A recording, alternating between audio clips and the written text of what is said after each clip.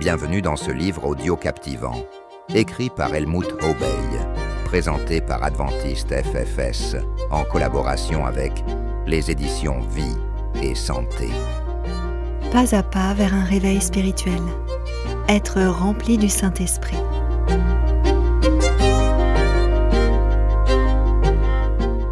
En quoi notre vie va-t-elle changer si nous la vivons avec le Saint-Esprit ?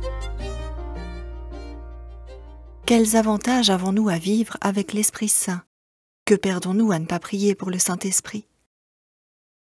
Être charnel ou spirituel ?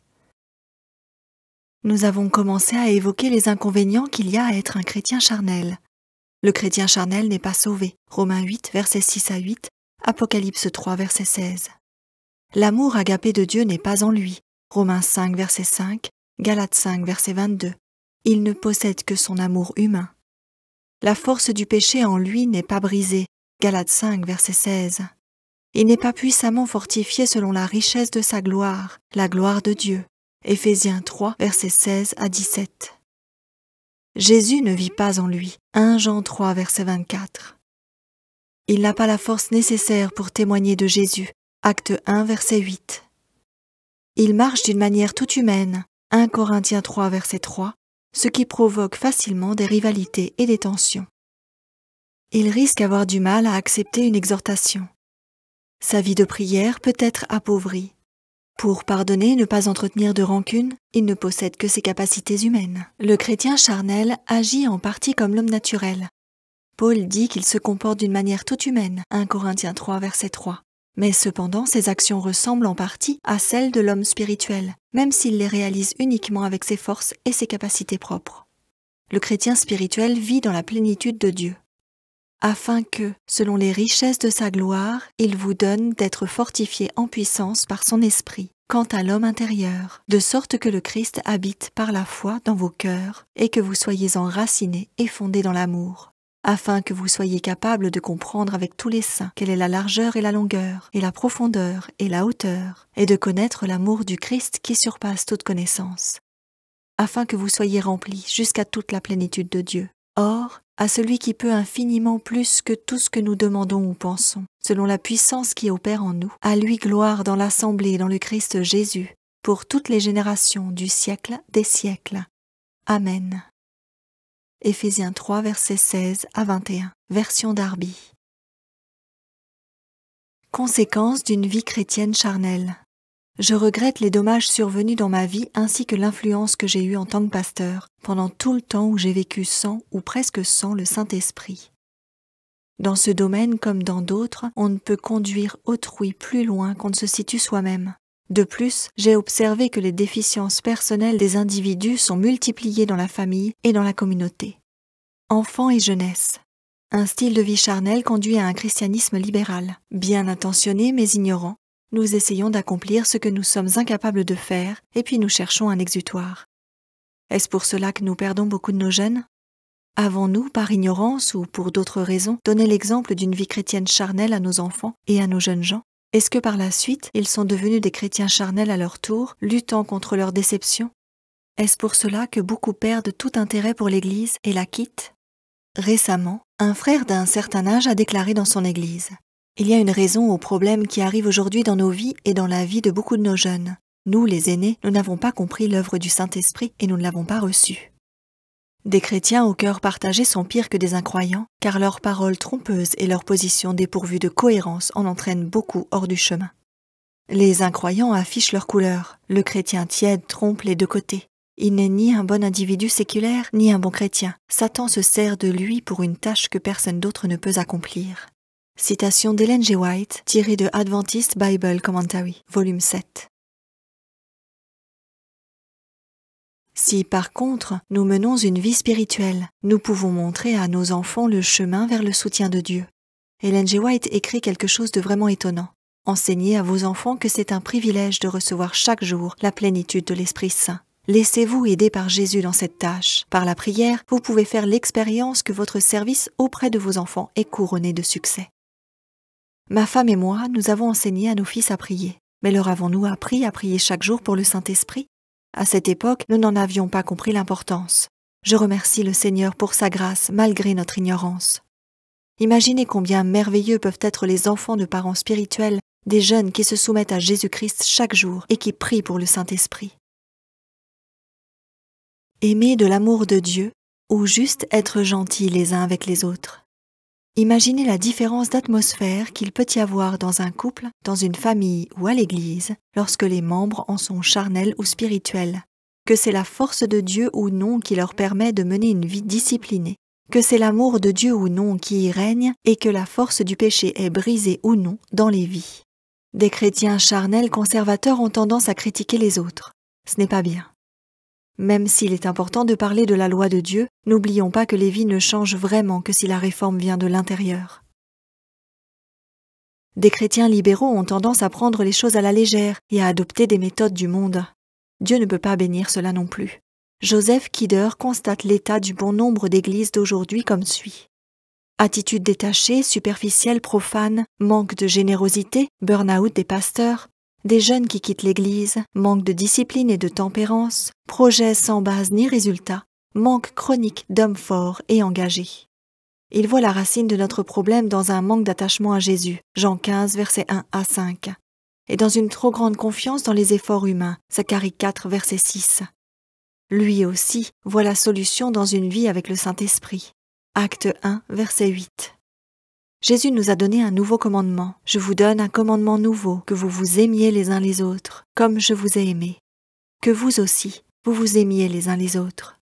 Si vous avez de l'amour les uns pour les autres, tous sauront que vous êtes mes disciples. Jean 13, versets 34 et 35. Aimer comme Jésus veut dire aimer de l'amour divin, agapé. Nous ne pouvons l'avoir que quand nous sommes remplis du Saint-Esprit. Le meilleur don que nous puissions recevoir de notre Père Céleste, c'est un amour suprême pour lui et un amour désintéressé pour autrui. Cet amour n'est pas l'impulsion d'un moment, mais un principe divin, une force permanente. Le meilleur don que nous puissions recevoir de notre Père Céleste, c'est un amour suprême pour lui et un amour désintéressé pour autrui. Cet amour n'est pas l'impulsion d'un moment, mais un principe divin, une force permanente. Il ne peut prendre naissance que dans un cœur régénéré. Il ne se trouve que dans celui où Jésus règne. Conquérant pacifique, page 491 d'Ellen G. White.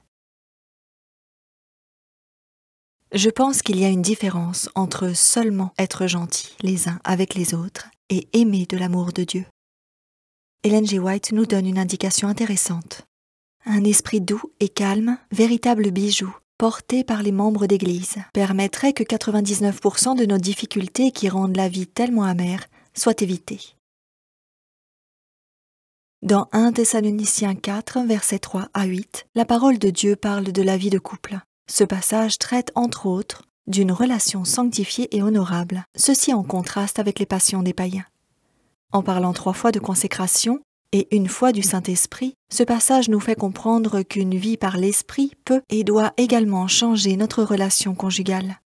Dieu a réservé beaucoup de joie et d'épanouissement à la vie du couple. Cela ne nous aide-t-il pas à comprendre que Dieu veut nous aider à traiter notre conjoint avec tendresse au lieu de chercher à profiter de lui?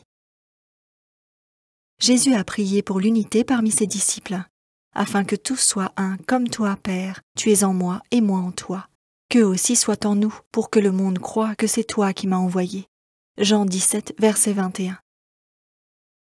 William G. Johnson dit « Beaucoup d'adventistes ont encore besoin de saisir ce que cela veut dire que d'être un en Christ. Nous n'y avons probablement pas suffisamment prêté attention dans le passé, ou nous l'avons mal compris. Le Christ est en nous quand nous sommes remplis de l'Esprit Saint. Des vies spirituelles contribuent à l'exaucement de la prière de notre Seigneur. » Ellen G. White dit « Quand le peuple de Dieu aura réalisé l'unité de l'Esprit, tout pharisaïsme, toute propre justice, ce qui a été le péché de la nation juive, seront expulsés de tous les cœurs. L'empreinte du Christ marquera chaque membre de son corps. Les siens seront des outres dans lesquelles il pourra verser le vin nouveau sans qu'elles éclatent. Dieu fera connaître le mystère caché pendant des siècles, la glorieuse richesse de ce mystère parmi les païens. Savoir, Christ en vous, l'espérance de la gloire. Colossiens 1, verset 27. Discipline d'Église. Cela fait-il une différence que la discipline d'Église se fasse ou non dans l'amour de Dieu? Si une église est constituée en grande partie de chrétiens charnels, ou si elle a simplement un pasteur ou un président d'union qui est charnel, quelle décision va-t-elle prendre? Quand je repense à mon ministère, il me semble que les frères et sœurs spirituels ont à cœur de raisonner celui qui est tombé. Et s'il a regretté et confessé son péché, l'objectif a été atteint. Des chrétiens charnels peuvent parfois tendre à utiliser la discipline comme une punition, ou même abuser de leur autorité. Matthieu 18, versets 15 à 17, 1 Corinthiens 3, versets 1 à 4, 2 Corinthiens 10, verset 3, Jude 1, verset 19. La parole prophétique pour la fin des temps. Le Seigneur a l'habitude d'annoncer des événements importants par ses prophètes. Amos 3, verset 7. C'est ainsi qu'il nous a donné des messages prophétiques importants par le biais d'Ellen White. Étant donné qu'à la fin des temps, beaucoup de choses changeront, Dieu a jugé important et nécessaire de donner des informations supplémentaires à son peuple. De nos jours, on parlerait d'une remise à jour. D'après Ellen White, ces messages sont valables jusqu'au retour de Jésus-Christ, comme ils contiennent également des recommandations de changement de style de vie, des réprimandes, des exhortations, etc. Un être spirituel les acceptera plus facilement que quelqu'un de charnel. Par contre, le seul fait de prendre au sérieux ces messages n'est pas la garantie que nous sommes spirituels. Réfléchissons sur les versets de Deutéronome 18, verset 19. Si quelqu'un n'écoute pas mes paroles, celles qu'il, le prophète, verset 18, dira en mon nom, c'est moi qui lui en demanderai compte. Je répète, si quelqu'un n'écoute pas mes paroles, celles qu'il dira en mon nom, c'est moi qui le lui en demanderai compte. Ceci montre clairement que les messages de vrais prophètes viennent de Dieu lui-même. Comment pouvons-nous savoir si quelqu'un est un vrai prophète? La parole de Dieu cite 5 preuves. Un vrai prophète doit remplir toutes ces conditions. Sa vie. C'est donc à leurs fruits que vous les reconnaîtrez. Matthieu 5, versets 15 à 20. L'accomplissement des prophéties. Deutéronome 18, verset 21. À l'exception des prophéties liées à des conditions, comme par exemple celle de Jonas. L'appel à la fidélité envers Dieu, conformément à la parole de Dieu. Deutéronome 13, versets 1 à 5. La reconnaissance de Jésus-Christ comme Dieu et comme homme. 1 Jean 4, versets 1 à 3. Le fait d'être en accord avec les enseignements des Saintes Écritures. Jean 17, verset 17. Tous les commandements de Dieu ainsi que les indications transmises par les prophètes sont donnés pour notre bien. Ils sont donc particulièrement précieux. En tant que chrétiens spirituels, nous pouvons alors les suivre avec joie par la force de Dieu, sachant qu'ils nous aideront à réussir dans la vie. Mettez votre foi dans le Seigneur, votre Dieu, et vous tiendrez. Mettez votre foi dans ses prophètes, et vous vaincrez. 2 Chroniques 20, verset 20. Dans le guide d'étude de la Bible du 11 octobre 1998, nous lisons le commentaire de l'auteur Philippe G. Saman concernant le lien entre une vie dans le Saint-Esprit et la parole des vrais prophètes. Celui qui rejette les paroles d'un prophète se bloque contre les instructions du Saint-Esprit. Les conséquences ne sont pas différentes de celles des temps passés, rupture de la relation avec Dieu et ouvertures à des influences négatives. Projet, stratégie.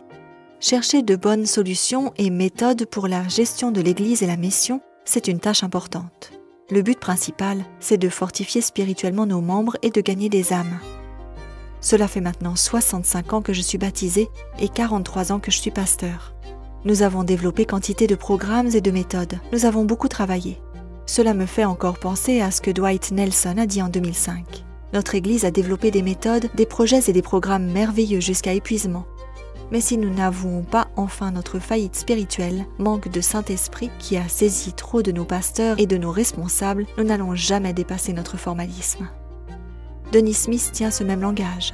Je ne suis pas contre les projets, programmes et méthodes, mais je crains que jusqu'à maintenant, nous ayons trop compté sur ces moyens dans nos efforts missionnaires. L'œuvre de Dieu ne sera pas menée à terme par des projets, des programmes et des méthodes. Des orateurs bénis, des concerts merveilleux ou des évangélisations par satellite ne termineront pas l'œuvre de Dieu.